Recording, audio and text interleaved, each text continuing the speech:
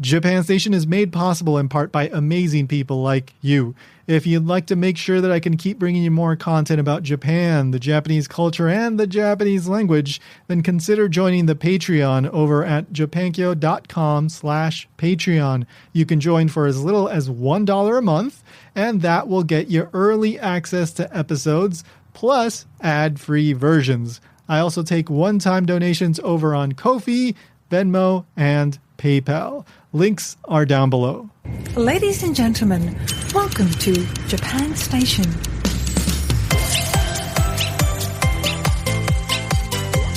Welcome to Japan Station, the podcast where we teach you everything you should know about Japan, plus a few other things. I'm your host, Tony R. Vega. And again, I'm joined by my co-host, Miyuki. Hey. Hello. Hey. So you've been requesting this idea for this episode. You're like, I want to talk about Taishō period slang. And I've been. No. This is, so we're talking about Taishō period slang. And this is, as regular listeners of this show would probably guess, totally my idea. So All these weird ideas. That's you who always come up. Yeah, pretty much. Just before we get into the actual words, we've got a ton of really, really fun, interesting, weird, sometimes kind of crazy words. But did you know it? Yes, some, yeah. Some? Okay, cool. All right, so you'll tell us which you were already familiar with, because there's like maybe one or two that are still kind of used in a way, but most are not, right? Most are just, you never hear them anymore. No. Or I mean, those words still exist. Like some of those words still exist. We use them daily, but the meaning is different. You know, some words have different meanings. Yeah. That too. Yeah. Exactly. So, just for anybody that's unaware, what the Taishō period is, that is basically 1912 to 1926. So this episode is going out in January of 2026. So basically, 100 years after the end of the Taishō period. So we're talking mainly, the 20s, late teens. It's said that this was a period of freedom in Japan. Like there was the Meiji period was very much, we got to westernize and this and that. And then the Taisho period was, short, but there was a lot of like, it was kind of cool to be Western and all these democratic ideas and all this stuff.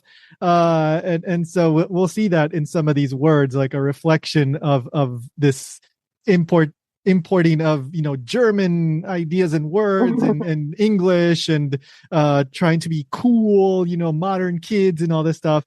And then of course, once the Showa period came about, World War II and all that stuff, entered, and so things took quite a change. But yeah, a lot of the articles that I was reading about this time, it's like the Taisho period has this kind of almost romantic image of like, freedom and modern youth and like democracy and that kind of stuff.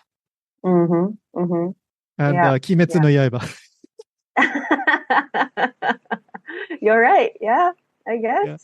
Yeah, Demon Slayer. That's in the Taisho period. So it was a bunch of like people trying to be cool and Western and demons. That's all the Taisho period was. No way. A lot of demons. No way. You have to cut their heads off. Oh no. Yeah, but like people, even like Japanese people today, have this certain image towards Taisho era. It was like the culture, our very like unique own culture kind of flourished. Yeah. So like we somehow like romanticize Taisho era. So some people are really fan of like art crafts, all these like small gadgets and like paintings and stuff. Yeah, I think some people are really like fan of those stuff because that they are so unique. It's so like attached to this very, like you said, very short, specific time. Yeah, yeah. It's like I said, it's kind of that period right before things got really nationalistic and all that. Like there was still, I'm sure, some of that going on because there was still, the incursion into like Korea and Russia and all that. I don't remember the exact time period, but yeah, there was still some of that going on. But just I think it seems like there was that kind of optimism and kind of vibe going on as well within the country. I guess. So can I pick first word? Yeah, go for it. Since we talked about it. Go. So you asked me if I know some of those words, and I said yes. So one of those words I already knew is moga and mobile. And these two terms kind of like reflect what we've been talking about. Yes. Because so this is pretty much those modern girl and modern boy. Yeah. Moga, mobile. Yeah. And they are dressing in a certain style that is a combination of Japanese traditional kimono and Western like skirts or pants. Right. So this is the mixture of Japanese traditional clothing and new Western clothing. And it's kind of like gives the idea of they are not stigmatized to dress freely as they want to. Does it make sense? Yeah. So this really like gives the idea of how Taishō era was like for mostly younger people. Right. They don't have to be in this like very how do I say, like old traditional Japanese style. They don't have to be like that. They can kind of incorporate the Western side as well. Yeah, exactly. So like it's pretty much like they can do whatever they want to do, kind of. It was still not that free because I've read some articles or stories that those like mobile and moga were also kind of like, like some very traditional mindset older people would still kind of like, like look at them and like, those young people, they don't know how to dress, kind of. Yeah. But they were like really enjoying, they started loving fashion and styling up and dressing up and all these, fun stuff. They started really like enjoying those things. So it's exactly like, we see this all the time, right? The kids take in the new fashion and then, the older people are like, that's exactly what happens every single generation. But modern girl gets shortened to moga.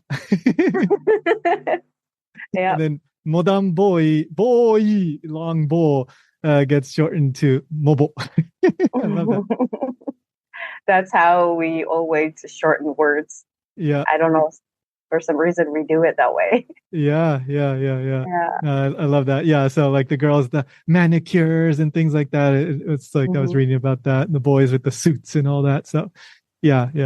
And short hair for girls. Bobukata. Yeah. The bob. Exactly. Yeah. So no, that's perfect. Yeah. And that's a perfect example of the vibe of the Taishō era. And a lot of this slang, that the rest of the stuff that we're going to be talking about, comes from that youth generation as well. So let's then okay, so I've got another one, which is hanki inse. So short term inse would be something like excursion, to go out somewhere on a trip. Tanki, short term. So this is slang that means to go eat by yourself. You know what? Never heard. Yeah, it's like, I'm gonna go on a little solo excursion.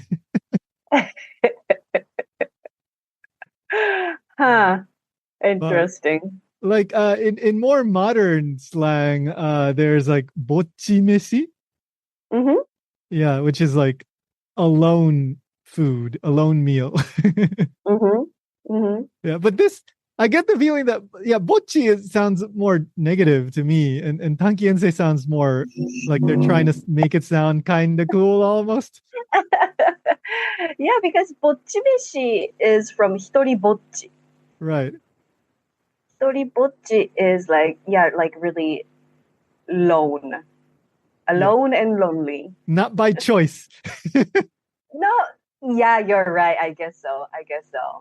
Yeah, it's a Tankiense makes it consequence. sound like, no, I'm doing this. Yeah, I mean, people claim they are doing it on their own choice, but still, it has this like a connotation of it's a consequence of your personality, of your I don't know, because like some people are really like introvert and they don't like hanging out with a whole bunch of people. They prefer being alone. So it's partly their choice, but it also as a consequence of one's preference, one's personalities and stuff. Right. But you're right. Like tankiense sounds more of like, I mean, it's so neutral. Yeah. It kind of blurs the meaning even. Yeah. And it, like, I mean, especially if you were to use this today, like it doesn't immediately mean you're going to go eat. Like there's no meshi, there's no food, there's no like eating in the word itself. So it's very ambiguous. Like I'm just going to go out for a second. Like that's kind of what it sounds like. Yeah. You're right. And I have no idea how people ended up using this word to dine out alone. So I don't creative. Know it is. Yeah, tankiense. All right. You want to go with you want to pick one? So it's kind of like relating to tankiense, but it's more of like it has more fun vibe. This one has more like fun vibe. It's gimbura. Gimbura. Yeah. So I had never heard this one, but really, yeah, it's still. I mean, it sounds old, like not younger generation use that, but in my age, it's still.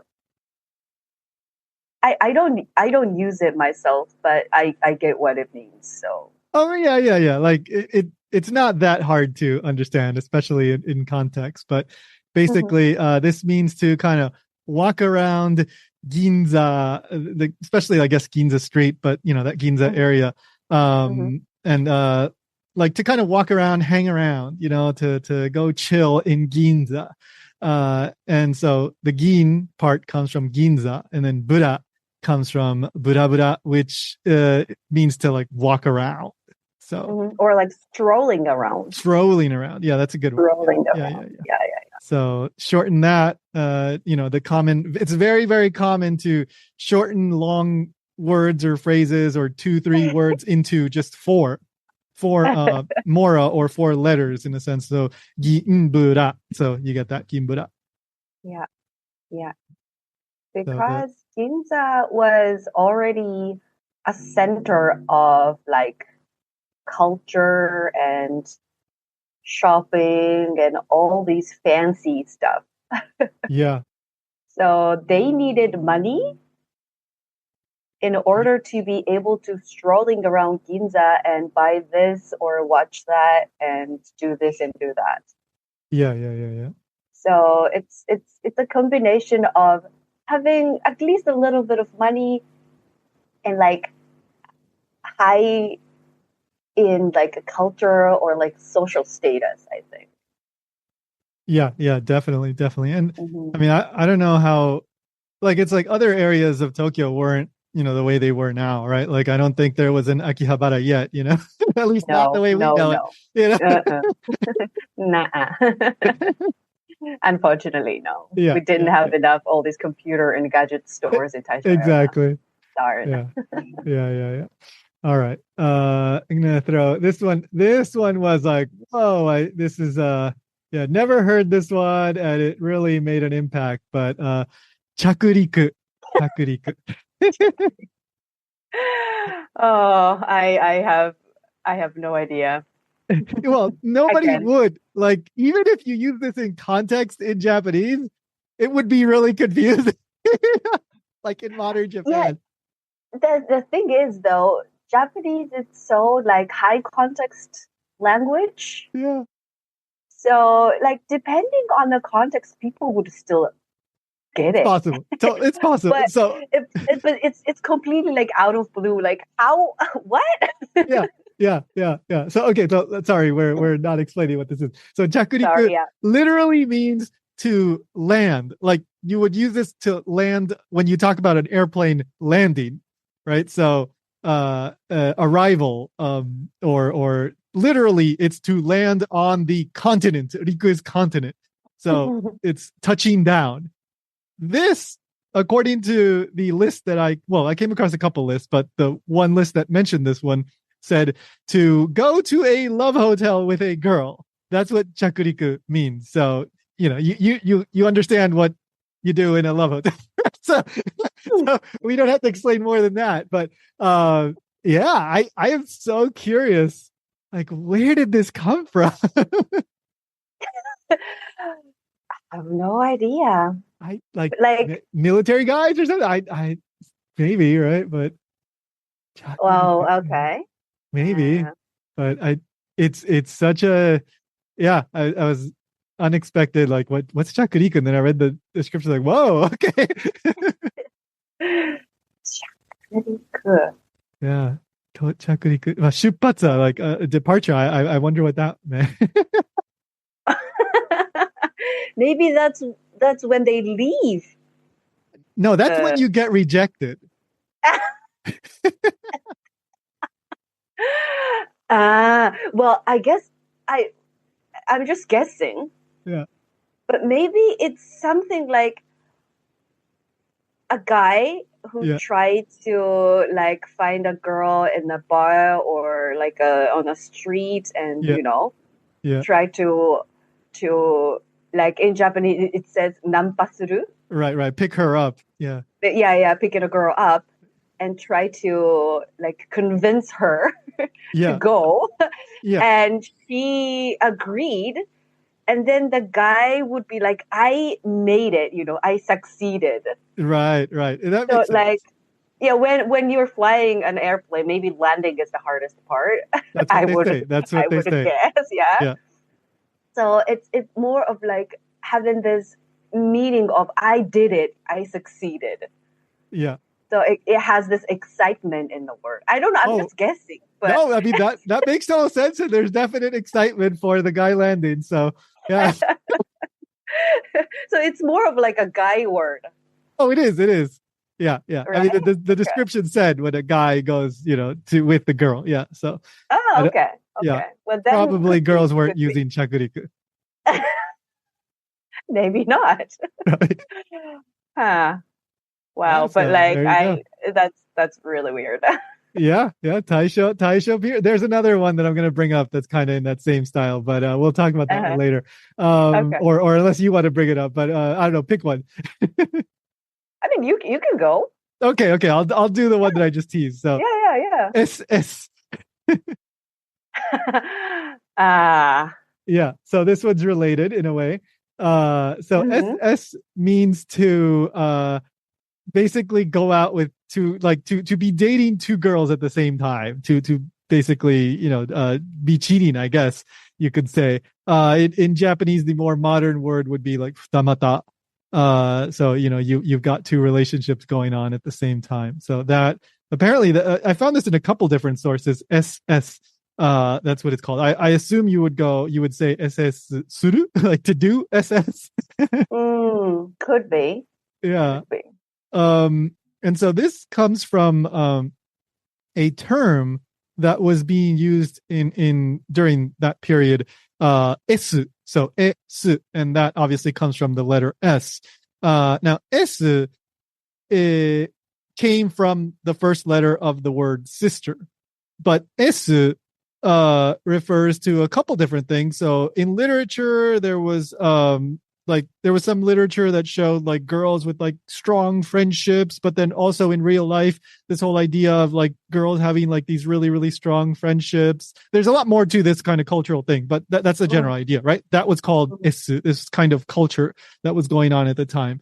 And so whoever came up with this slang for, dating two girls at the same time, they took that they doubled it up because I guess you're going out with two sisters, not literal sisters, figurative sisters. And so that's, then that means, the two girls thing. Never heard. Also never heard. Yeah. But the word esu itself is, I mean, I knew that word. Mm-hmm. I don't know if it's like widely known nowadays. Yeah. But in some like classic Japanese novels, some authors incorporated this kind of theme. Yep. Yeah. So, I think I came up for me in like some literature class that I took where we read a bunch of books from that era. So yeah, I remember that. Yeah. And so back in those days, all the public schools, especially like junior high and high schools, were only girls' school and only boys' school. Mm-hmm. So there were more of like very strong, even, like a partly romantic relationship included. Mm-hmm. So, and esu is also between, maybe I got it wrong. I can't remember correctly, but it was mostly between like a freshman and sophomore. Right. I remember that. I mean, I don't remember exactly, but that sounds really familiar. Yeah. Mm-hmm, mm-hmm. So it's more of like older sister taking care of younger sister, and younger sister is respecting the older sister, but also like emotionally relying on her and, accept to be taken care.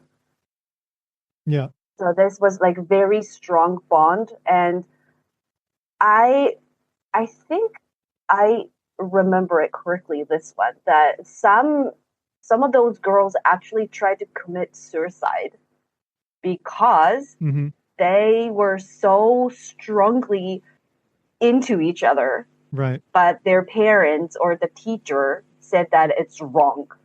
Right. Yeah. So it was that strong of emotion or feelings that they have towards each other. Yeah. Now this sounds really familiar. It's been a long time since I kind of read about that specific topic, but like we might even be able to do an entire episode on that if we wanted to. But yeah, the point is that some disgusting guys came up. Yeah, I know that is why I explained this. It was just esu itself was like really pure romantic one, and then here comes a guy who tried to have both of them at the same time. Double esu, greedy, disgusting guy. Yeah. But crazy slang again. I had no idea about this, but apparently at least some people were using this back in 100 years ago. Are you planning to go to Japan and you need a SIM card with a Japanese phone number? Do you want 10% off that SIM card? Well, then you should consider using my affiliate link for Mobile, mobal.com/TonyJapan. So Mobile is a trusted provider of pocket Wi-Fi devices and SIM cards, and they are the only company that offers SIM cards with real Japanese phone numbers. Mobile was actually one of the sponsors of my recent walk across Kyushu, so I was using one of their pocket Wi-Fi devices as well as one of their SIM cards with a Japanese phone number, which actually was really useful. I actually ended up using that phone number a few times during my, I think it was around 5 weeks in Japan, and I'm glad I had that phone number. So if you want a SIM card, the voice and data plan, consider using my affiliate link. Again, that's mobile, mobal.com/TonyJapan. You'll get 10% off and you'll support what I do here at Japan Station. Link in the show notes. How about you introduce one?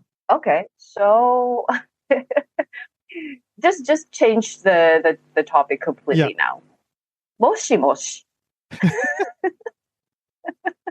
Yeah, very different. Because I mean, some of the listeners who are familiar with like Japanese like anime or movies, when you make a phone call, the first word you say is moshi moshi.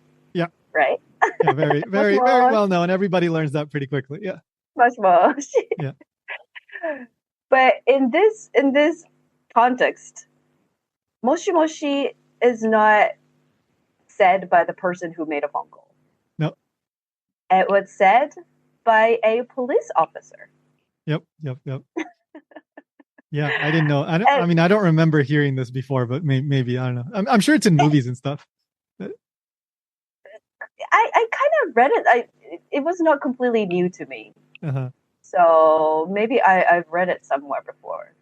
Yeah, yeah, yeah. But the thing is, so the police officers were so bossy back then, and he was using word like oi or like kora to like stop people or like ask somebody to stop and talk to him or them.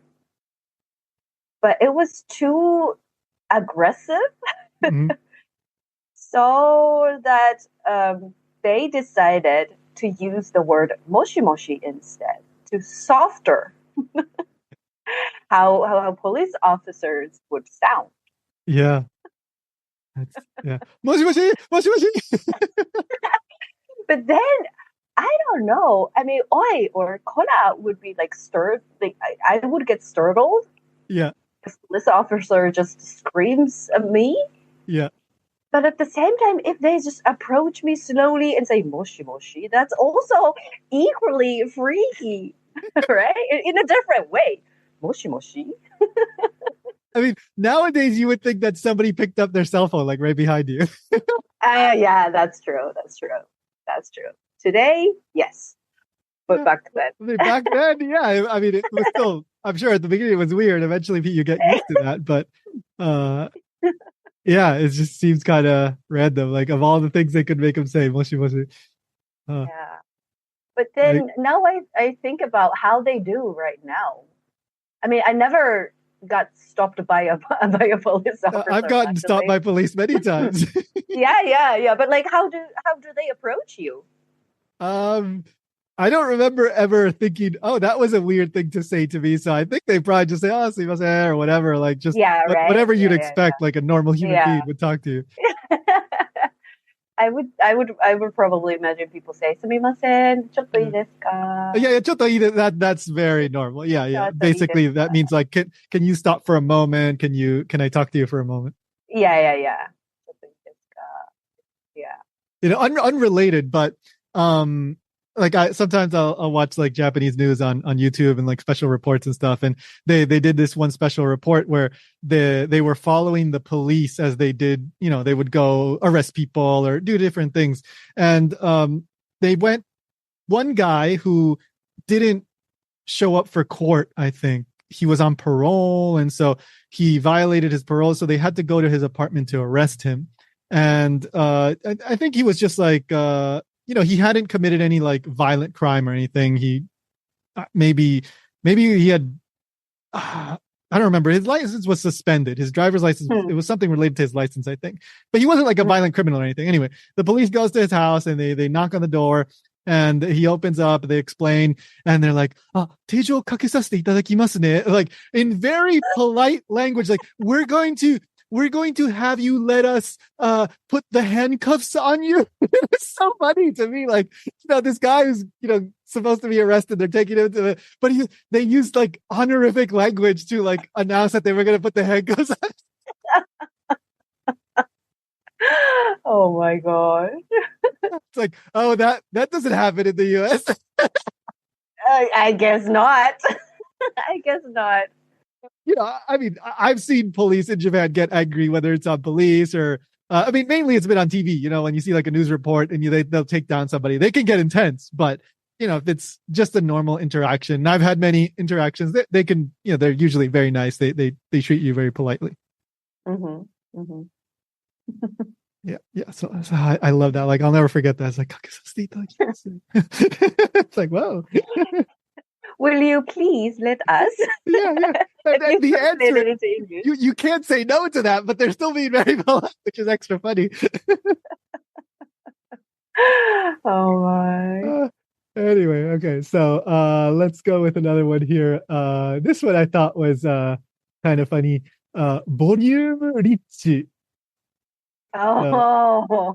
Yeah, this means like a large portion of food. So nowadays, you would usually say either like at a restaurant, you would say omori or sometimes tokumori. Sometimes a restaurant might Mhm. have like some special term or whatever, but usually omori is the most common one. But apparently, I guess probably the young male students especially would use this volume rich. So volume is volume as in like mass, right? Not like sound volume. And then ricci apparently comes from German. So there's other words here. There's at least one or two other ones that have origins in German because that was aside from English, German was another very common source for a lot of the Western culture and medicine and all that stuff. Mhm. So there was a lot of German origin words as well. Yeah. Rich in Rich, English. yeah, rich. So yeah, it would be rich in English, but apparently the ricci came from the German, but it's German the word. same word, right? Right. Yeah. Yeah. Huh.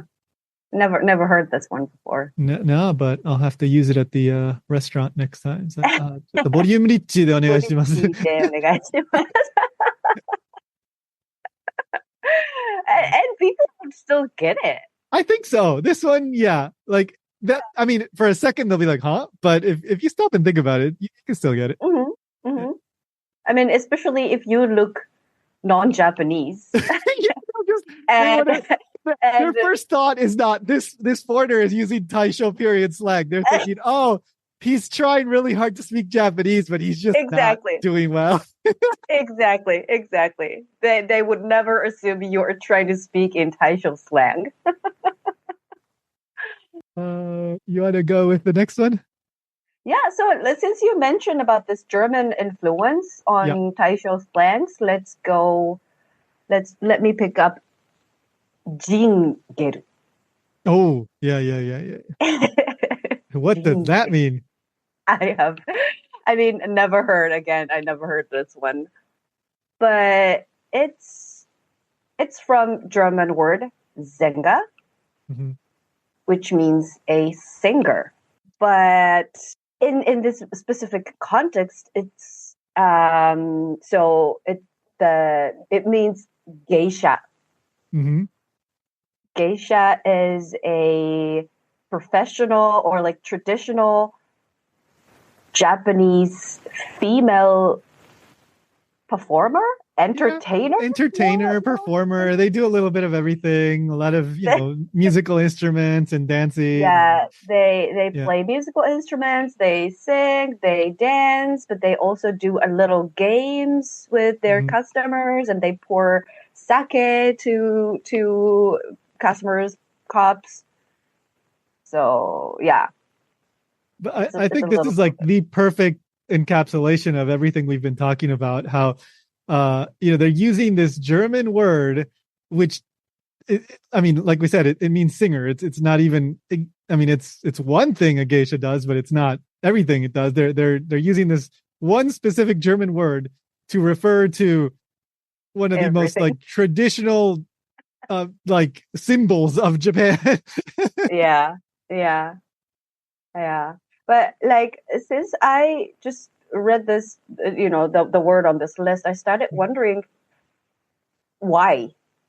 Because one idea is that they wanted to so those people who used this word are not the geisha themselves. And they were more of like younger, like college students and stuff. And they wanted to like make them sound cool. Yes. To use Zenger instead of geisha, right? Mm-hmm.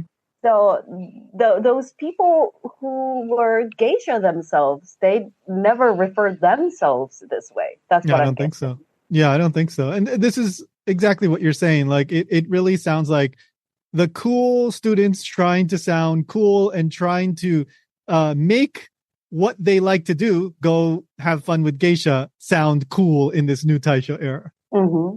Right. Yeah.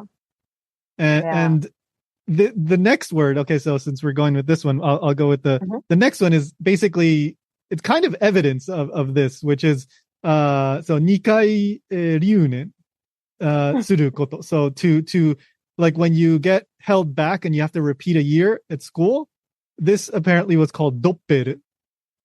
And doppel, it comes from doppel, like in German. Like I guess this means something like to double, like like a doppelganger is like the copy of somebody. Like so doppel, I guess is double originally, right?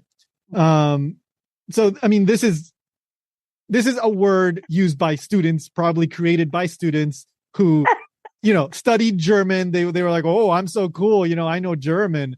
This is the perfect example. Like all these students coming up with words to try to sound cool, even if it's describing something that they shouldn't be proud of. I failed it twice. yeah. Like I failed. I got held back. I'm just doppel. That's what I'm doing. Yeah, too much hanging out with the jingeru, and you end up doppel. But it's also kind of like a coping mechanism. Oh, it is. You don't want to be ashamed of yourself. Yeah. So instead of admitting that I didn't do well enough at school, so I had to do it again, use this cool, European, German, Western concept or even words itself to I don't know, think of yourself or refer yourself as, oh, I am just a doppel. Exactly. Yeah. So you don't have to feel like, oh shit, I screwed up. You don't have to go through this hardship on your own self. Yeah. It's a smart way. A euphemism, right? It kind of softens it. Yeah, exactly. Yeah. All right. What how about you go with one next? So maybe the next one also probably contributed to the consequence of dopperu. Okay, which one is that one? Peragoro. Oh geez. Oh, is that one? Oh yeah. Okay, please explain that one. That one is like, wow. I really liked how it sounded, but then I read the description, like, oh, I didn't know that was a thing. But anyway, explain. So I also never heard this. But so the word again, peragoro. And the first two words, pera, is assumed to come from opera. Opera. In Japanese, opera, it's opera. In Japanese, it's opera. Mm-hmm. So the opera. So the last two words, pera. Yeah. And goro, like there are a couple of assumptions what exactly those words are from. But one is gorotsuki. Gorotsuki. And gorotsuki is like people who are not working daily and also do not have a place to stay. Okay. So gorotsuku, or like a goro. Goro is an onomatopoeia that is like moving around or rolling around, kind of rolling around. Yeah. It's better that way. Yeah. So those people who are unemployed and do not have like registered home or house or place to stay. Right. Almost homeless, I guess. Yeah, but like those people were having this probably like partially like Yakuza related illegal jobs, or you don't probably even call it job, but like, oh, they had a way or means of earning daily money for survive. Yeah. Day labor kind of stuff, I guess. Yeah. So that is partially one idea, where is this goro come from? The other possibility is gigolo. So Interesting. younger male who are getting paid by older rich women. Right, right. For So services. Yeah. yeah, so that was the result of my really quick research this morning. Interesting. Okay. Yeah, but then Peragolo itself means a very enthusiastic fans of Asakusa opera. Yeah. See, I didn't know there was opera in Asakusa. I didn't either. But then, like we said at the beginning, in this Taishō era, there was a rise of really rich culture and cultural activities. Mm-hmm. So I guess they built this opera house or theater in Asakusa, and they started having like shows. Mm-hmm, mm-hmm. So that I guess again, younger, probably college students started going there and having their favorite actors or favorite singers and started following them and trying to pay more money and trying to buy them dinners or whatever it is. I don't Yeah. know what exactly they were doing, but that's what I'm assuming. Right. So maybe, yeah, they some of them went crazy for those actors. Yeah, Like yeah. like a lot of younger generations Well, do exactly. Yeah. No, nowadays as well. I mean, you're describing like the whole oshikatsu thing nowadays, Oh yeah. which Oh is, yeah. you I guess. yeah, oshi is this like well, there's a lot we can say about that, but basically in this case, oshi refers to the often an idol or maybe an anime character that you are supporting, and then katsu comes from katsudo activity. So basically, you go to every single live performance that your totally not famous idol it goes to, and you buy all their merch, and you're spending all your money on them to support them because you think that they're going to become big and famous one day. And so you end up this peragoro that we've been talking about. Like it says, like these fervent fans of these opera singers, and I guess often like they're spending a lot of money on these supporting them. It's the exact same thing. It's just they're singing different stuff. Right. Right. And like buy a whole bunch of goods and Yeah, with their names on and yeah, stuff like that. and So like swinging around towels and glow sticks. exactly. Yeah. Uh, So human beings never change, I guess. Never change. Yeah, it's still there were the word otaku wasn't being used yet, but it's the same thing. Mm-hmm, mm-hmm. Yeah. Yeah. So if you were too much of a peragoro, we can go to the next one. You end up as a radio. It seems Okay. because that's the last one here, and that well, not the last one we're going to talk about. It's just the last one on my list. We've just been jumping around, but anyway, radio. This one was really funny because it's a pun, and I love puns. But basically, it's a pun on so musen means wireless, but it can also mean penniless, depending on the sen kanji that you use. So it can either mean like basically some kind of radio or broke. And in this case, it's the radio means like somebody that's broke, that has no money. So I guess like this person is musen, sorry, radio. This person is radio, or I'm radio. Yeah, so I had never heard of this. Or there's one more meaning as well, and that's like basically to dine and dash, like you eat without pain. Mm-hmm. So yeah, that's also radio. So I guess radio suru, something like that. Yeah, never heard, but it's again, like we said about this not daberu, dopperu. Mm-hmm. It's partially like try to like play around with words. Yeah. Maybe it has nothing to do with them feeling like, oh, I'm useless, I'm so poor, but then it's also like one way of making yourself sound cool by playing a little around with words. Yeah. Yeah. No, But I mean, also, like, it's hard to admit that you don't have any money that you can dine out. So you had to, like, in order to survive, you had to just dine and dash. yeah, radio. And it's so hard to tell people, or not you don't have to tell people, but think to yourself, oh, I did this. So instead you just say, oh, okay, I'm a radio again, or I did radio again. I did radio. I did a radio. It makes complete no sense, but Yeah. maybe that's how they were using the Yeah. word. 俺今日ラジオだよ. Like, I'm broke today, Yeah, got no yeah, money. yeah.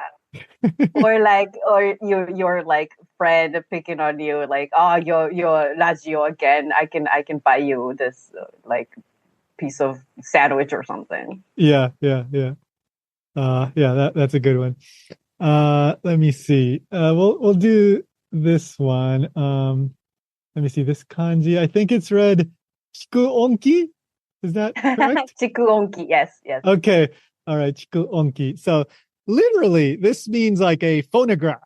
A gramophone, I think, is another name for that. Basically, those super old like record players that had that big like horn kind of thing at the top, right? Not like the more modern record players, the really old, like the first ones.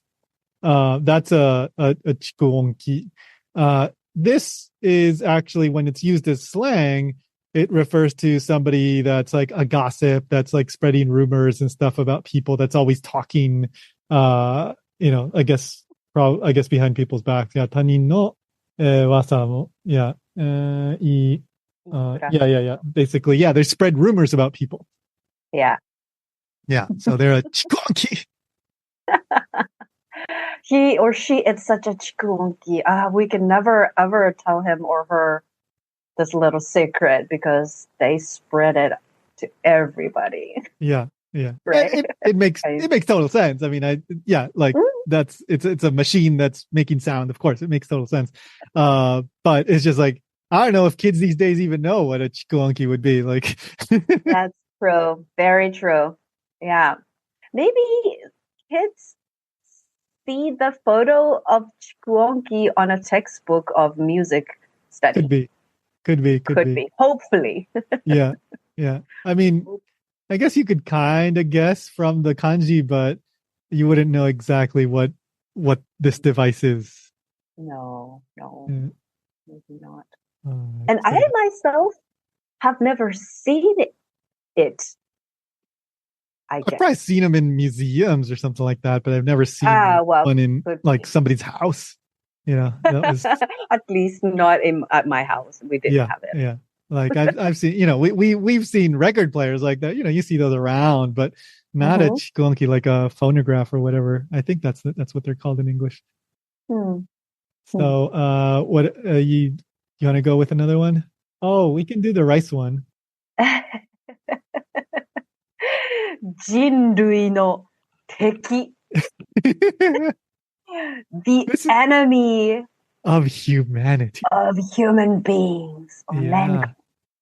And this is a very relevant word right now, actually. It is. Yes. Yeah. So 人類の敵 is this phrase that we just mentioned. Again, it literally means the enemy of humanity, the enemy of human beings.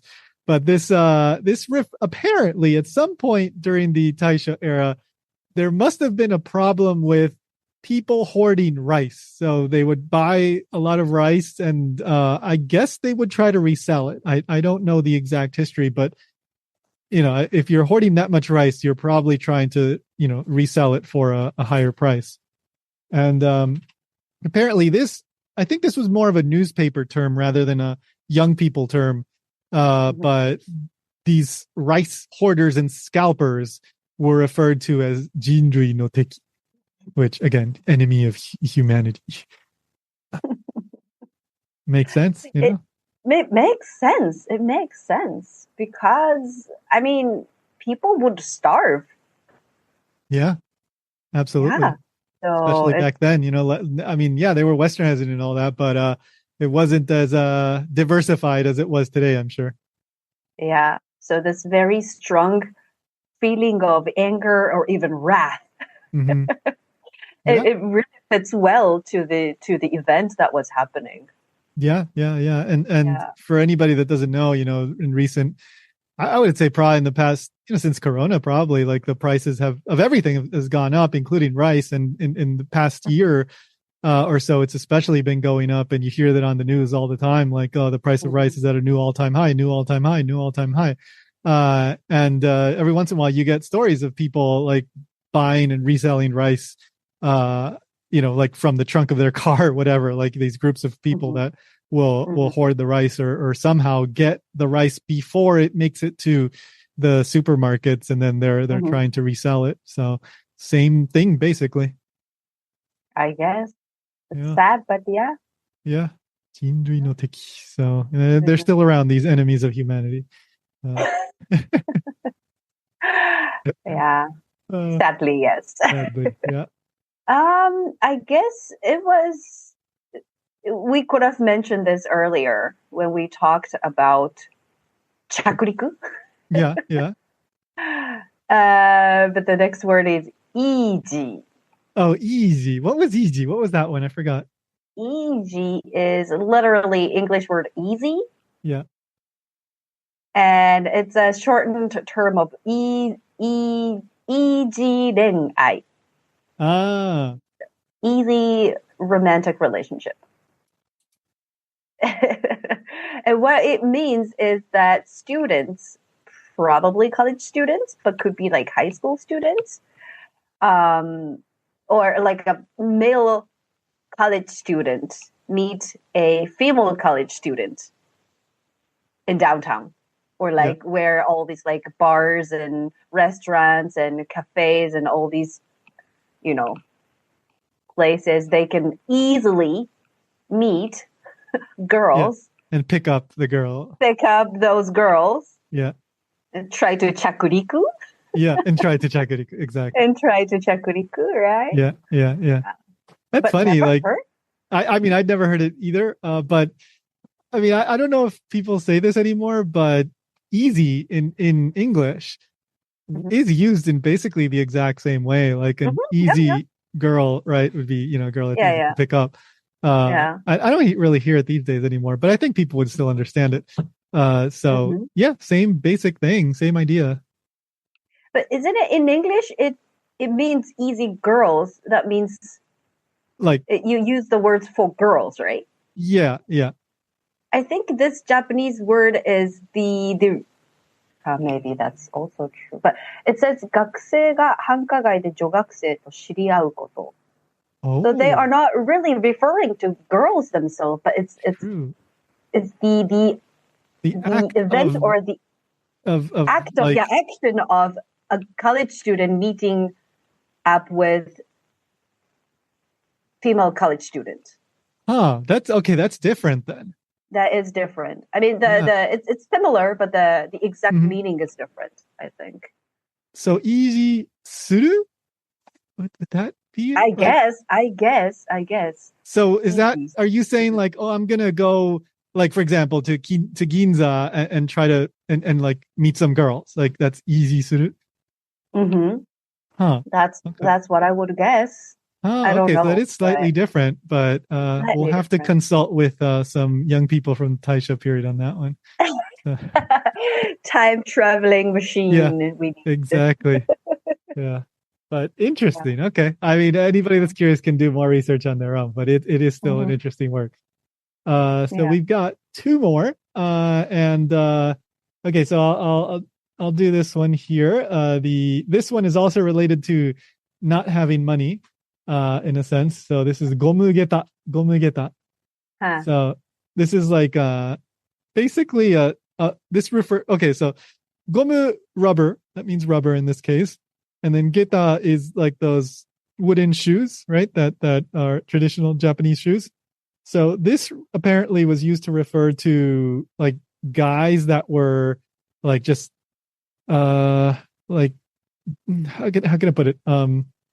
Like deadbeat guys, like a guy that wasn't like not a proper guy, kind of a lazy, guy. Maybe he didn't work or something like that. He didn't have money. Yeah, he was a gomugeta. I guess because he couldn't afford proper shoes, I guess. Poor guy.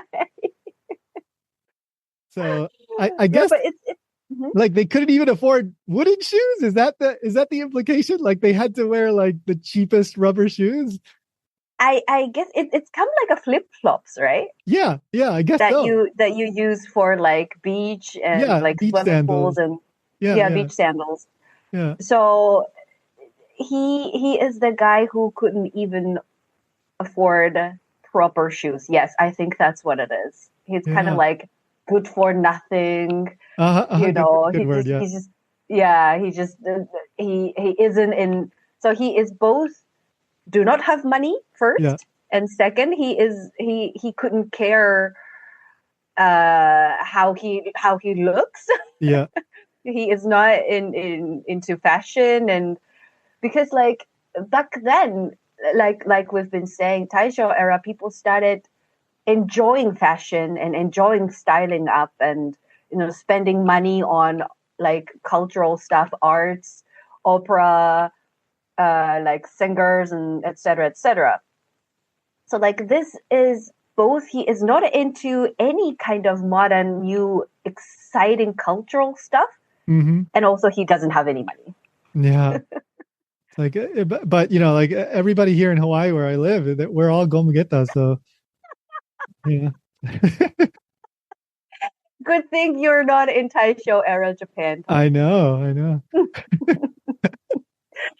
But I feel sorry for those guys who were called gomugeta. It's so harsh, right? Yeah, they were radio guys that were always gomugeta. Gomugeta. Cannot even do easy. I know, yeah. But the more you look at these words, you're like, yeah, the words have changed, but it's like it's all the same. It's exactly the same as today. Like, nothing has changed. I guess like we use different words, but we still refer to same things, same stuff. Yep. Yeah. All right, last one, and this is my favorite, I think. This one, when I saw this, I was like, oh, this is funny. This is really funny. So mitsukoshi, and then typically it seems like it was used with ne at the end, mitsukoshi ne, but the key word here is mitsukoshi, and mitsukoshi, I think many people listening might know, is a well-known department store chain in Japan. Nowadays, I don't know how it was back then, but nowadays they're kind of more expensive, right? Because there's the cheap places like Aeon and a couple other chains around the country, but Mitsukoshi is one of the kind of higher end department stores. Yes. But apparently, back in the day, they were, I can't say that this is true, allegedly, but according to what I was reading, and according to, I think it was some newspaper that they quoted, but anyway, back in the day, Mitsukoshi was known to give you less miso than what was written on, I guess, the package or on the display. So let's just say it said 500 grams of miso. In reality, you were only getting like 475 grams or something. Right? Like they were kind of cheating you out of some miso. And so that idea of less miso then got turned into this alternate meaning. So brains, as in like your intellect, like brains with an S, like, how smart you are. In Japanese, that's no miso. So they took the miso and not having enough miso, and they played with that, kind of a pun. The no miso, you don't have enough miso. So basically, mitsukoshi means you're not smart, you're dumb. So crazy, right? And apparently, like this was a word primarily used by female students and women. And so it would say like, ano hito mitsukoshi ne. And so that's why I guess often you would get it with the ne, because they're kind of softening it, kind of housewives gossiping about somebody. And yeah, apparently this was a thing. I'd never heard of this. I had no idea about this. And it's so funny that this is like, a department store known as like a high-end chain of stores, but it's being used as this insult. You're calling somebody dumb, stupid. Oh my goodness. again, how creative we can be with the words. Yeah. But more on top of that, I think it's even more evil to use this kind of words to call somebody dumb. Yeah. I mean, it's a classic example of something good and then you use the opposite meaning, right? Yeah. I assume Mitsukoshi was probably still like one of the more expensive department stores back then. I don't know for sure, but I get that impression. I guess so. Yes. And so it's almost like, well, you often see this, like bad turns into good, good turns into bad. Like, for example, yabai used to mean bad, but nowadays it's often used to mean something good. In English, we also get that a lot with different slang words and all that too. So it's something that happens very commonly. So instead of just coming out right and saying, oh, that Mrs. Suzuki, oh, she's so stupid. No, she's Mitsukoshi. Yeah, very, like this is, I mean, it comes off like something like the male students. This is not a male student word, right? Because they don't care about Mitsukoshi. That's not in their world. They don't care about how much miso you're getting when you go to the grocery store. You're right. I guess you're right.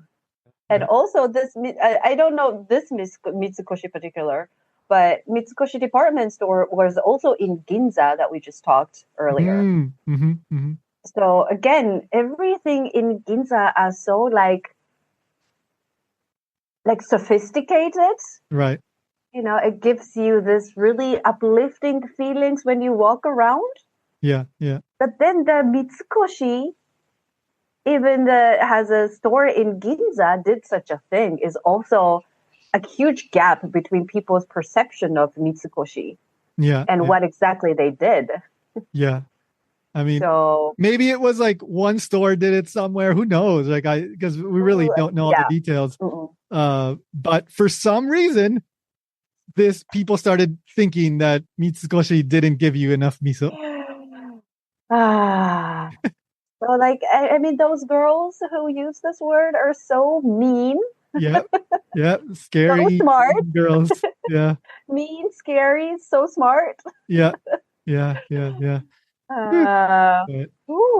that's it. Taishō era slang. There's more stuff, but I basically picked like the most interesting stuff. So like I said, Taishō is very interesting, even though it is a shorter time period. But there's quite a bit to talk about as well. So a lot have happened. Yeah. And if you want more old out of date slang, I did an episode a while ago about like Edo period slang, so you guys can go and listen to that. Like we did talk about yabai in that episode, and like for example, what's it called, satsumabo